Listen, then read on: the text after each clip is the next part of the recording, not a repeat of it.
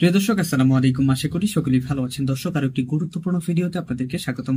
দর্শক, আজকের এই ভিডিওটি কিন্তু খুবই গুরুত্বপূর্ণ হতে চলেছে। আশা রাখছি ভিডিওটি না টেনে ধৈর্য সহকারে শেষ পর্যন্ত দেখে যাবেন। তো দর্শক, আর কথা বাড়াবো না, চলুন সরাসরি ভিডিও স্ক্রিন থেকে সম্পূর্ণ ভিডিওটি দেখে আসি।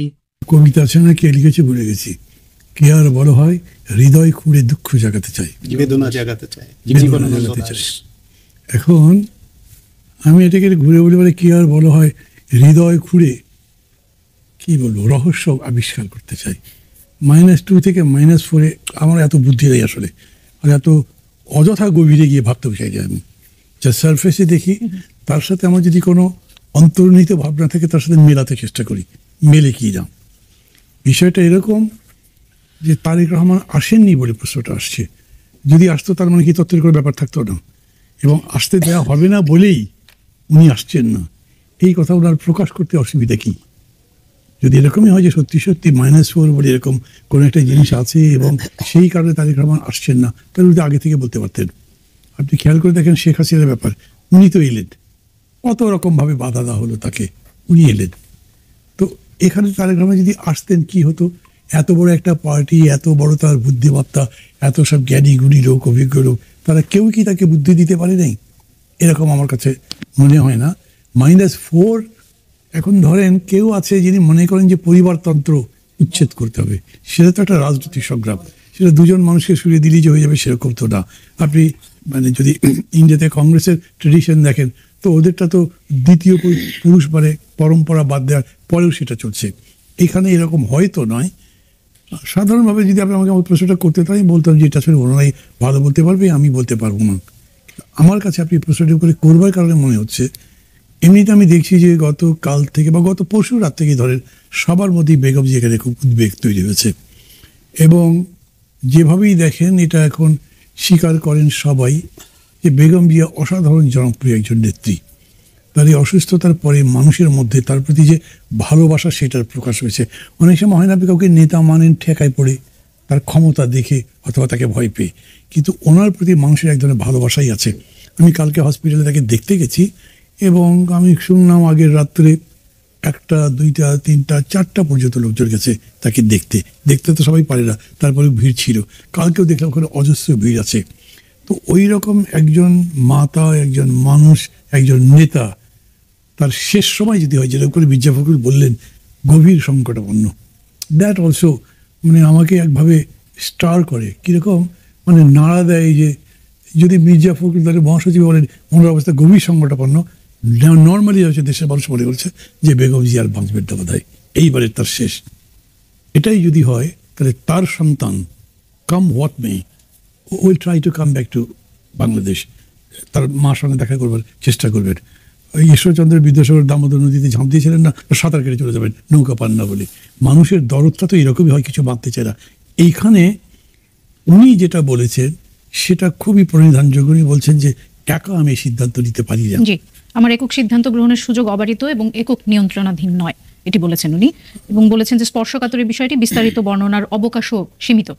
রাজনৈতিক বাস্তবতার পরিস্থিতি প্রত্যাশিত পর্যায়ে উপনীত হওয়া মাত্রই স্বদেশ প্রত্যাবর্তনে আমার সুদীর্ঘ উদ্বিগ্ন প্রতীক্ষার অবসান ঘটবে বলে আমাদের পরিবার আশাবাদী। ধরেন এই ধরনের জীবনের সমস্ত ক্ষেত্রকে সারেন্ডার করবার সিস্টেম কমিউনিস্ট পার্টিগুলোতে ছিল একসময়, ওয়ার্ল্ড ওয়াইড সেটা রিজেক্টেড হয়েছে। সবাই বলেছে মানুষ রেজিমেন্টেড হয় না, মানুষের নিজস্ব সত্তা আছে, তার বিকাশের একটা নিজস্ব ধারা আছে, সে তার নিজের মতো চলতে চায়। সে কালেকটিভের কাছে সমর্পণ করে যখন বোঝে যে ইন্ডিভিজুয়ালি আমার স্বার্থ রক্ষা করতে পারি না। আর আমাদের মতো দেশে পার্টিগুলোতে, বিশেষ করে যেসব পার্টিতে আমরা কথাবার্তা বলি, সেখানে এতখানি সারেন্ডার করে আমার মার কাছে যাবো কিনা সেটা পার্টি ঠিক করে দেবে। তারপর কিছুদিন পরে বলবেন আমার স্ত্রীর সঙ্গে থাকা যাবে কিনা, তাও সে পার্টি বলে দেবে। এইসব কোথাও কিছু চলে না এরকম। তো এই প্রেক্ষিতে ধরেন উনি এরকম করে যে বললেন, আমি আসলে এটা যে পার্টি ঠিক করে দিচ্ছে সেটি তো আসলে জানা। তার লোক মানে কি, তিনি সবার কথা বলেছেন। তার আত্মীয় স্বজন মানে কি, তার মা, হ্যাঁ একজন মানুষই আছেন, তার মা যদি বলেন না তুমি এসো না, আমি এরকম জানি সেই কারণে না। আর একটা হতে পারে, মনে করেন ওই যে চিস্তি বলে একজন পীর ছিল ইয়েতে, কি বলে জয়পুরহাটে, যিনি ইয়েকে বলেছিলেন বেনজির ভুট্টোকে জিজ্ঞেস করেছিল যে আমি কবে ক্ষমতায় যেতে পারবো, বলছেন যেদিন আম ফুটে যাবে সেদিন। জানেন হয়তো কাহিনীটা। তারপরে যখন ওই যে প্লেনে আমের বাক্স ফুটে গেল, বোমে মারা গেলেন এবং পরের নির্বাচনে বেরিয়ে আসে, খুব পীরের প্রতি ভক্তি আছে, কোন অন্ধ আসক্তি আছে, তার প্রতি বিশ্বাস করে ভাবছেন এটা গেলে এই হবে, এরকম হতে পারে, হয়তো এয়ারপোর্টেই আমাকে গুলি করে মারবে বা বোমা বাস্টাবে, যেরকম আকিনও মারা গেছেন, এরকম যদি হতো তাহলে সেটাকে আরেকভাবে ব্যাখ্যা করা যেত। আমি মনে করি যে কারণটাই হোক, এটা কেবল তারেক রহমান জানেন, তার মা জানতে পারে, তার খুবই ক্লোজলি আরও কেউ আছেন আমি চিনি না, ওই জায়গাতেই সেটা থাকবে, তার বাইরে এটা আমি আসার কোনো সুযোগ দেখছি না। আমি ধরেন দিন 10 আগে স্ট্যান্ডিং কমিটির একজন লোক, যিনি ওনার খুব ঘনিষ্ঠ বলে পরিচিত, তাকে জিজ্ঞেস করেছি, উনি আসছেন শিগগিরই, সামনের মাসের ফার্স্ট উইকে আসবেন, আমরা তো যারা অফিস রেডি করছি, গাড়ি তো একটা তৈরি করবার ব্যবস্থা হয়েছে, অন্যান্য সমস্ত অ্যামিনিটি যা যা লাগে সেগুলো করা হচ্ছে, চলে আসবেন। সেই তিনি মনে করছেন বা তিনি জানেন যে মাকে দাও দেখতে পারেন, তবু আসতে পারলেন না, আরও বড় কোনো কারণ আছে, আরও বড় কোনো, সেটা ওই বিদেশিরা বা অন্য কেউ চক্রান্ত করছে, তার কাছে উনি সারেন্ডার করেছেন, এটা আমার মনে হয় না। জি ডক্টর সায়ন্ত, আমি আপনার কাছে যেতে চাই, উনি ওনার মায়ের অসুস্থতায় আসবেন কি আসবেন না সেই বিষয়টা আসলে খুবই ওনাদের গোপনীয় ব্যাপার, ওনাদের পারিবারিক ব্যাপার, এবং আমার মনে হয় যে সেই গোপনীয়তা আমাদের সম্মান করা উচিত। মায়ের অসুস্থতায় বা বাবা মায়ের অসুস্থতায় মৃত্যুসজ্জায় অনেক প্রবাসী উপস্থিত থাকতে পারেন না, এটি প্রবাস জীবনের বাস্তবতা। কে কার পাশে উপস্থিত থাকবেন থাকবেন না সেটি পারিবারিক ব্যাপার, সেটিকে সম্মান করেই বিএনপির ভারপ্রাপ্ত চেয়ারম্যান তিনি কবে দেশে ফিরছেন না ফিরছেন সেটি নিয়ে গত 15 মাস ধরে কিন্তু আলোচনা চলছে, এবং শেষ আমরা বিএনপির পক্ষ থেকে বিভিন্ন রকম বক্তব্য পেয়েছি। শেষমেশ নভেম্বরের কথা বলেছিলেন জনাব সালাউদ্দিন আহমদ, তিনি বলেছিলেন যে নভেম্বরে আসতে পারেন।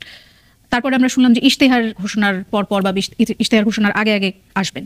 নভেম্বর আজ শেষ হচ্ছে এবং তারেক রহমান এর মধ্যে বলেছেন যে ব্যাপারটি পুরোপুরি তার উপর, তার নিয়ন্ত্রণাধীন নয়। তাহলে বিএনপিকে আসলে জানেন, যেটি মান্না ভাই বলছিলেন যে বিএনপিরও হয়তো খুব বেশি লোকজন এটির ব্যাখ্যা জানেন না যে কেন আসলে তিনি আসতে পারছেন না। আসলে কি বিএনপি জানে না যে তাদের নেতা কবে আসবে?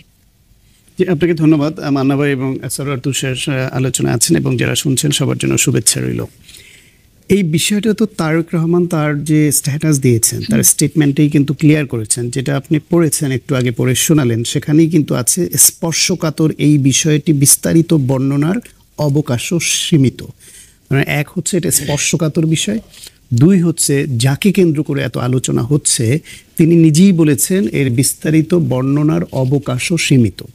তাহলে যে বিষয়ে যাকে কেন্দ্র করে আবর্তিত হচ্ছে তার নিজের বক্তব্যই হচ্ছে স্পর্শকাতর এই বিষয়টি বিস্তারিত বর্ণনার অবকাশ নেই, তাহলে সেটা তার দলের অন্য নেতারা জানবার কথা কি? জানবার কথা না।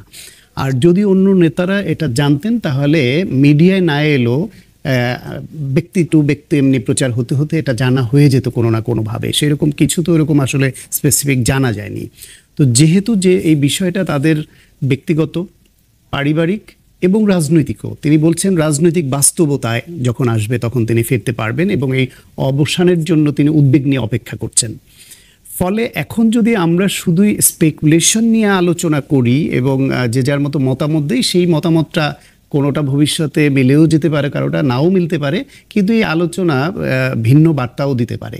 এবং যাকে কেন্দ্র করে বিষয়, তিনি তার মা গুরুতর অসুস্থ, তারপরে এই ভাষায় যে কথা বলেছেন এটাকে স্পর্শকাতর বিবেচনায় তাদের উপর ছেড়ে দেওয়াই ভালো নয় কি? বেগম খালেদা জিয়া অত্যন্ত জনপ্রিয়, তার জন্য দোয়া করার জন্য এদেশের অসংখ্য মানুষ এখন দোয়া করছে তার জন্য। তাকে যে মানুষ ভালোবাসে, যেটা মান্না বেবে বলছিলেন, সে বিষয়টা এখন সন্দেহাতীতভাবে আমরা দেখছি সবার এক্সপ্রেশনে। সেখানে তার টেক কেয়ার করবার জন্য লোক আছে, সব আছে, কিন্তু সন্তান হিসেবে অসুস্থ মায়ের পাশে তিনি যে আসতে পারছেন না, এটা তো তারেক রহমানের একটা কষ্ট।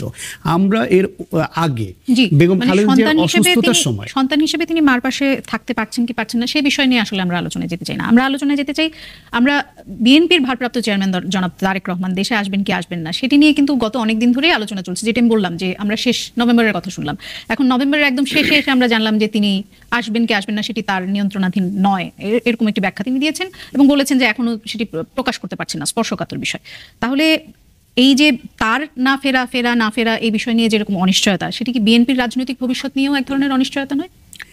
এইটা কিছুটা অনিশ্চয়তা তো বটেই, তবে এটা খুব বড় ম্যাটার করবে না কেন? তারেক রহমান এই কথাটা তার মা অসুস্থ হতে আজকে এক্সপ্রেস করেছেন, কিন্তু এটা যে যদি অনিশ্চয়তা থেকে। সম্মানিত দর্শক মণ্ডলী, এতক্ষণে নিশ্চয়ই আপনারা সম্পূর্ণ ভিডিওটি দেখে ফেলেছেন। তো দর্শক, এই সম্পূর্ণ ভিডিওটি দেখার পর আপনার কাছে কি মনে হয়েছে বা আপনার কি মতামত, তা অবশ্যই কমেন্ট সেকশনে আপনার মূল্যবান মতামত আমাদেরকে লিখে যাবেন। দর্শক, আজকের এই ভিডিওটি আপনি কোন জেলা থেকে দেখছেন বা কোন স্থান থেকে দেখছেন সেটি একটু কমেন্ট সেকশনে আমাদেরকে লিখে যাবেন, তাহলে পরে আমরা বুঝতে পারবো যে আমাদের একজন দর্শক তিনি আজকের এই ভিডিওটি কোন জেলা বা স্থান থেকে দেখতেছেন বা দেশ কিংবা প্রবাস থেকে আজকের এই ভিডিওটি দেখছেন।